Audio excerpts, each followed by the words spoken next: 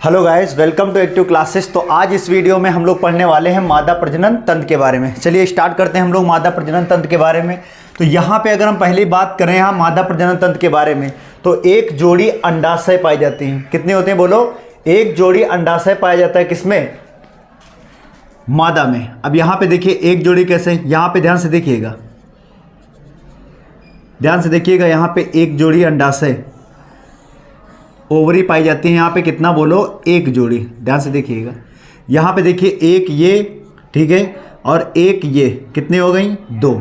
एक और एक कितना हो गया बोलो? दो। तो दो क्या पाई जाती हैं बोलो?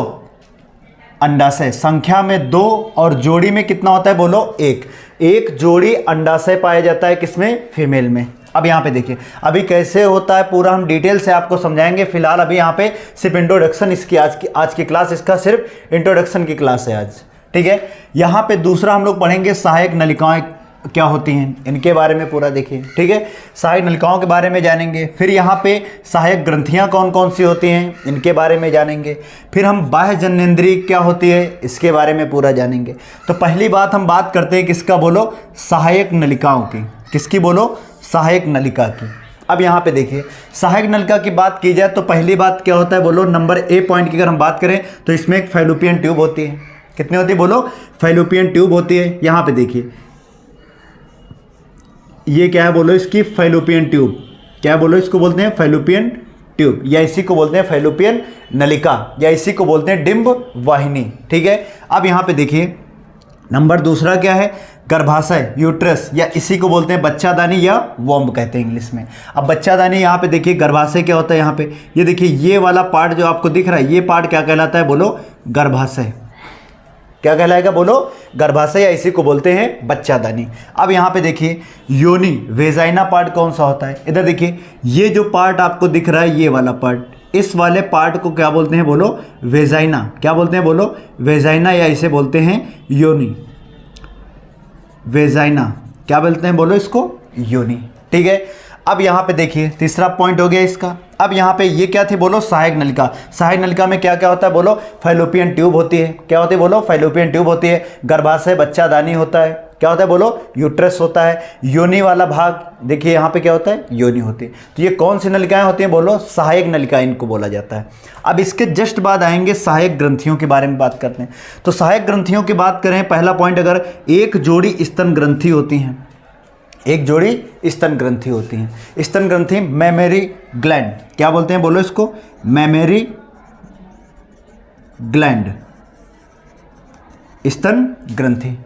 कितनी होती है बोलो? एक जोड़ी। संख्या में कितनी होती हैं? दो। देखिए मेल हो या फीमेल में हो, दोनों में स्तन पाए जाते हैं, क्योंकि मनुष्य क्या है? एक स्तनधारी प्राणी है। हमारे में भी, मेल में भी पाया जाता है स्तन, और फीमेल में भी पाया जाता है स्तन। वो अलग बात है कि फीमेल में स्तन ग्रंथियां क्या होती हैं बोलो? एक्टिव होती हैं, इसलिए उनके स्तनों में उभार देखने को मिलता है। हमारे में जो स्तन ग्रंथियां हैं वो एक्टिव नहीं होती, इसलिए हमारे में उभार देखने को नहीं मिलता है। आई बात समझ में? यहाँ पे देखिए कितनी जोड़ी होती हैं? एक जोड़ी। अब यहाँ पे स्तन ग्रंथि क्या काम करती है? देखिए ये दुग्ध का निर्माण कहाँ पे होता है? यहीं पे होता है।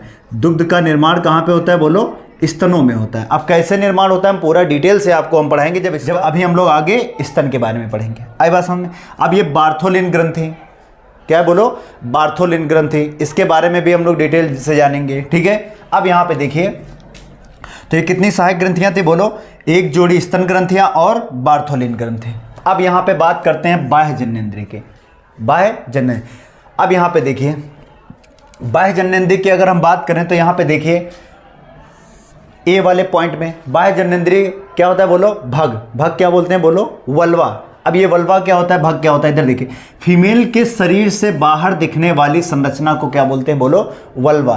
कुछ इस टाइप में दिखता है। इधर देखिए यहाँ पे ध्यान से, ये वाला पार्ट, इस वाले पार्ट को क्या बोलते हैं बोलो? वल्वा। क्या बोलते हैं बोलो? वल्वा। भग। क्या बोलते हैं बोलो? वल्वा।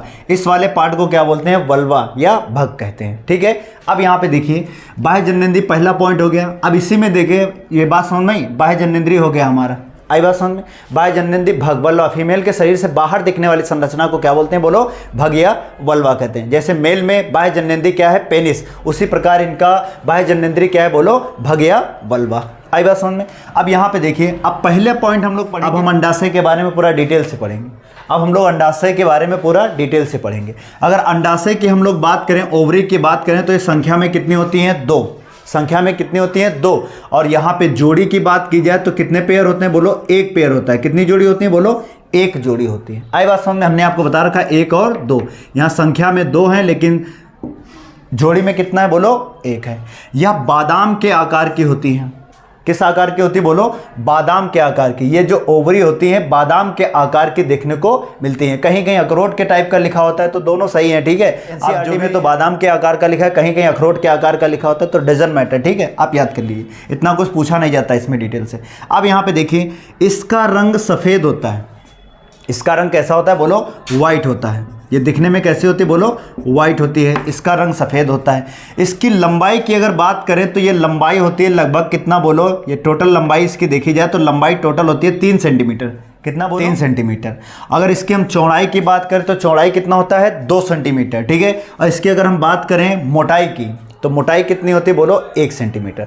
लेंथ कितनी होती है? 3 सेंटीमीटर। ब्रेथ कितनी होती है? बोलो 2 सेंटीमीटर। और इसकी थिकनेस कितनी होती है? बोलो 1 सेंटीमीटर होती है। अब ये ओवरी, ये अंडाशय कहाँ पाया जाता है? यहाँ पे देखिए, यह उदर गुहा में किडनी के पीछे पाई जाती है। ये उदर गुहा के किडनी के पीछे पाई जाती है। जस्ट यहाँ पे उदर गुहा होता है बिल्कुल नीचे, वहीं पे क्या पाई जाती है? बोलो अंडाशय पाई जाते हैं। क्या पाई जाता है? बोलो अंडाशय, ओवरी पाई जाती हैं। यह दोहरे आवरण से घिरी रहती हैं। अब यहाँ पे देखिए, ये जो अंडाशय है, इधर देखिए, ये जो अंडाशय है ये दोहरे आवरण से घिरा रहता है। कितने आवरण से? बोलो ये दोहरे आवरण से घिरा रहता है। इस आवरण को ही बोलते हैं, इस दोहरे आवरण को हम लोग बोलते हैं मीजोवेरियम। क्या बोलते हैं? बोलो मीजोवेरियम। इस दोहरे आवरण को क्या बोलते हैं? बोलो मीजोवेरियम कहते हैं। आई बात समझ में? अब यहाँ पे देखिए, इस ओवरी को कौन साधे है? यहाँ पे ध्यान से देखिए, ये ओवरी यहाँ पे जुड़ी हुई दिख रही है ना, इस ओवरी को साधे कौन है? यहाँ पे देखिए, यहाँ पे ध्यान से, ये ओवरी एक यहाँ पे है और एक ओवरी यहाँ पे देखिए। ओवरी कितनी है? 2। अब यहाँ पे अगर हम बात करें तो ये कहाँ से किससे जुड़ी होती हैं? बोलो गर्भाशय से जुड़ी होती हैं। किससे? गर्भाशय से जुड़ी होती हैं। आई बात समझ में? ये जो संरचना आपको दिख रही है यहाँ पे, ये जो गर्भाशय से जुड़ी होती है, इस संरचना को क्या बोलते हैं हम लोग? इधर देखिए, इसको बोलते हैं अंडाशयी स्नायु। क्या बोलते हैं? बोलो अंडाशयी स्नायु, या इसी को बोलते हैं लिगामेंट। इंग्लिश में क्या बोलते हैं? बोलो लिगामेंट। लिगामेंट क्या करता है? इसे जोड़ने का काम करता है। किसे? ओवरी को, अंडाशय को कहाँ? गर्भाशय से जोड़ने का काम कौन करता है? बोलो लिगामेंट, अंडाशय स्नायु। आई बात समझ? अब हम कल पूरा इसके बारे में डिटेल से पढ़ेंगे। तो आज हमने सिर्फ आपको इसके बारे में रूबरू करवाया है कि यहाँ पे क्या क्या चीज़ें होती हैं एक मादा जनन तंत्र में। इसके जस्ट बाद हम लोग पूरा पढ़ेंगे डिटेल से कल वाली वीडियो में। मिलते हैं नेक्स्ट वीडियो में। जय हिंद।